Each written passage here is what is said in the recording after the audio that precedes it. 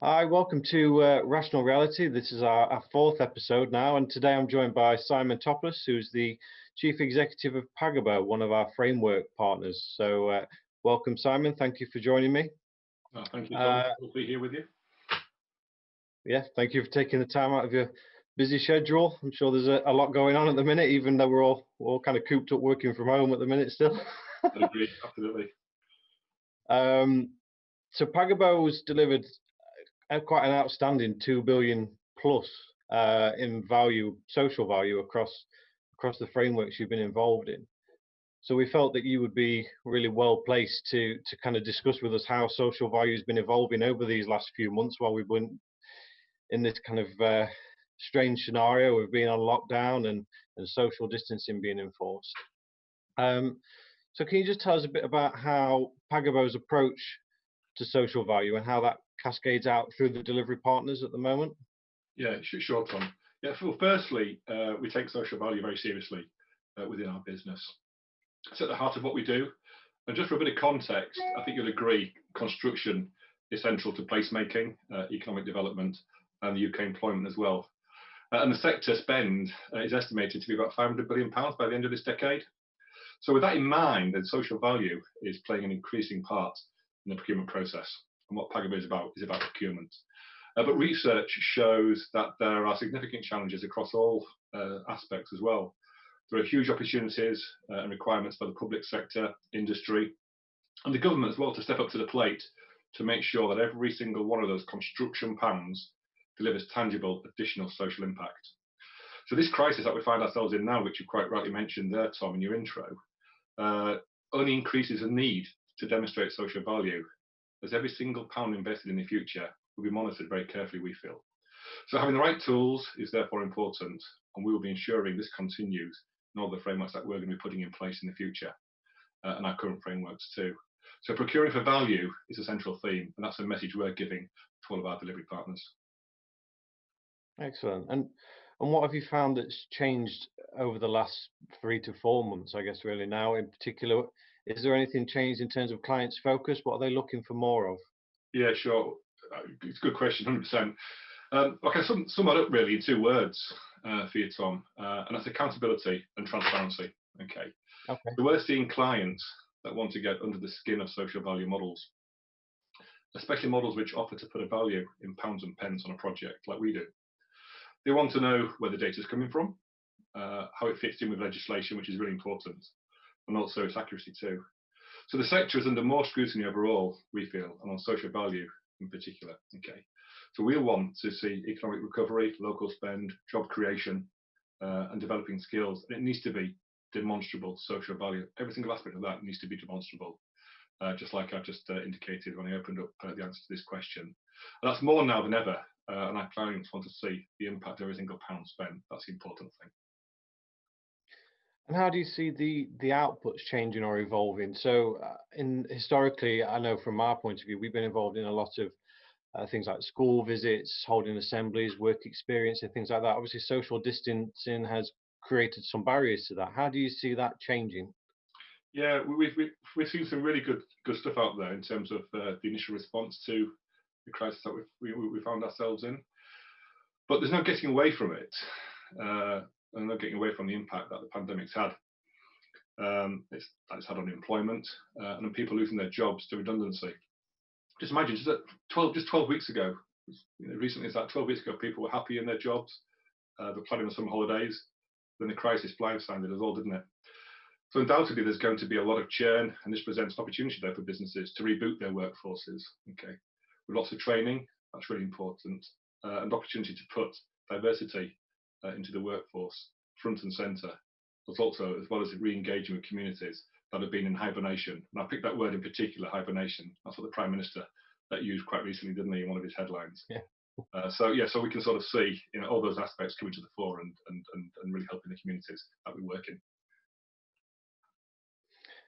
Okay, and I suppose one of the things that I want to ask you is that as a business or as a wider industry, we have often, I think, found it a challenge to be consistent in how we demonstrate the pounds and pence outcomes of social value. And And part of my background going way back was working in some public sector projects where those outputs could change. And it's possibly, as I think you've already mentioned, it's probably more important now more than ever to be able to do that more effectively and be able to demonstrate how that investment is having an impact.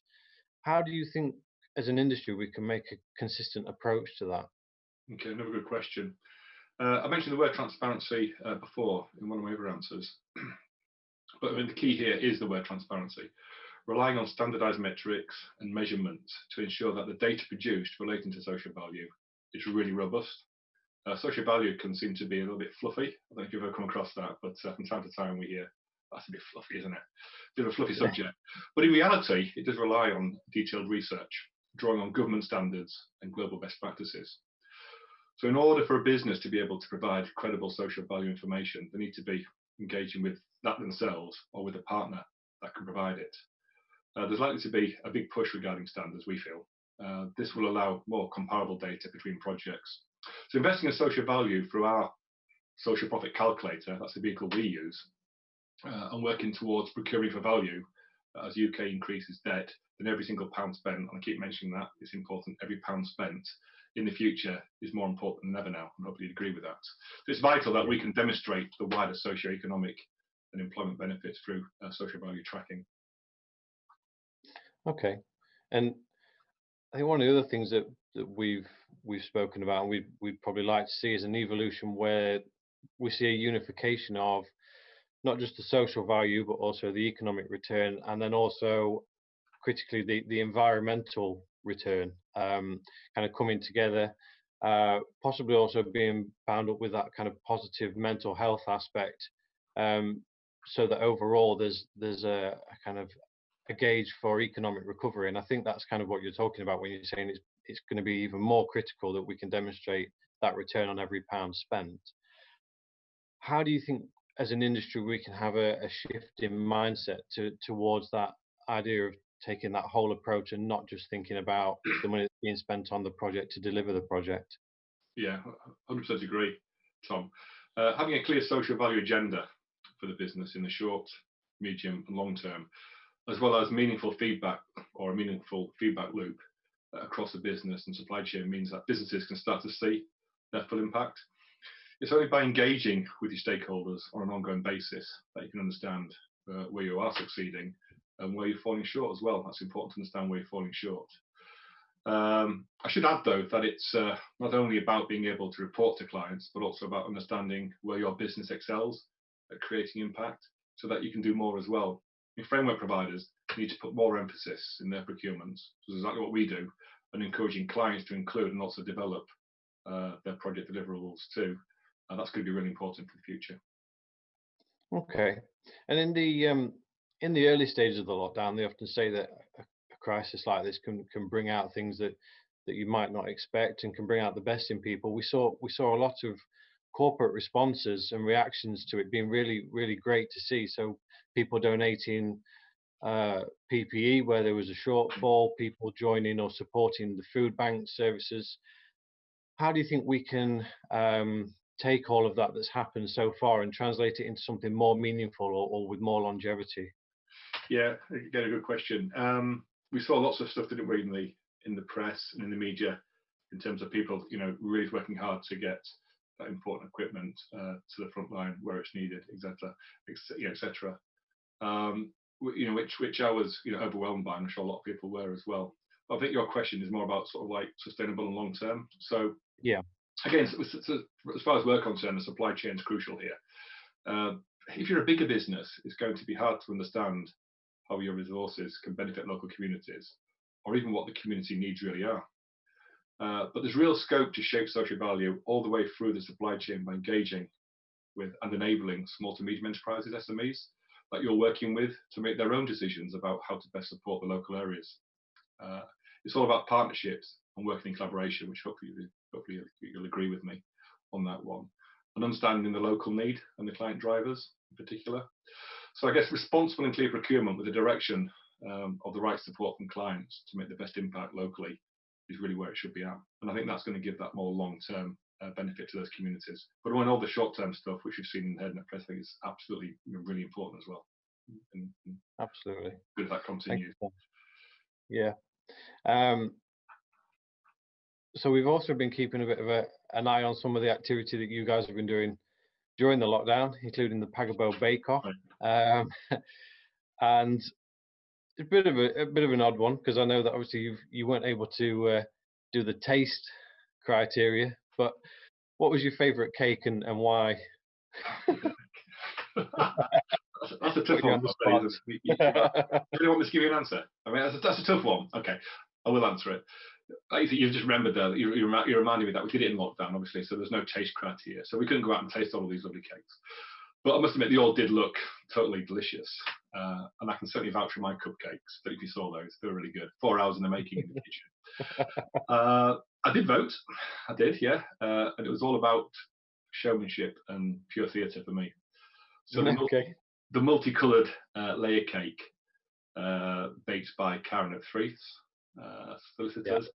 And of course, it had the big thank you on top for the NHS as well. That certainly Yeah. caught my eye. Okay, but the winner was an excellent carrot cake, and Abigail at Pick Everard's had the £250 for winning the competition donated to a great charity that we picked up on the socials, but it was donated to Bromley and Croydon Women's Aid. Yeah, I saw that. Yeah. Yeah, which is working to end domestic abuse. And also for every bake, and also on top of that, for every bake that was made, we further donated it into our own charity, which is the Pagabo Foundation, which hopefully you picked up on, which is great. Which only started in January this year. So we every entrant to that we donated a small amount to the Pagabo Foundation. But in total, so far there's over £50,000 in the foundation now. That foundation was set up to support mental health initiatives in construction, which we're really proud to be a part of. So that's flourishing for us. Excellent. Really good to hear. Thank you, Simon. Time for me to just kind of quickly wrap up now. And I suppose one thing that I would like to say, and I'm sure you would feel the same, is that anyone that's kind of watching this is kind of considering how social impact might impact their project and how they might consider it in a broader context, and the kind of things that they might do to kind of monitor that, and how we can look at demonstrating that return on every pound spent, as we've been talking about. As always, you can follow us on LinkedIn if you want to get involved in the conversation, or you want to share your thoughts around social value and how it's evolved during the lockdown and beyond. Then tweet us and include the hashtag WoodheadRR.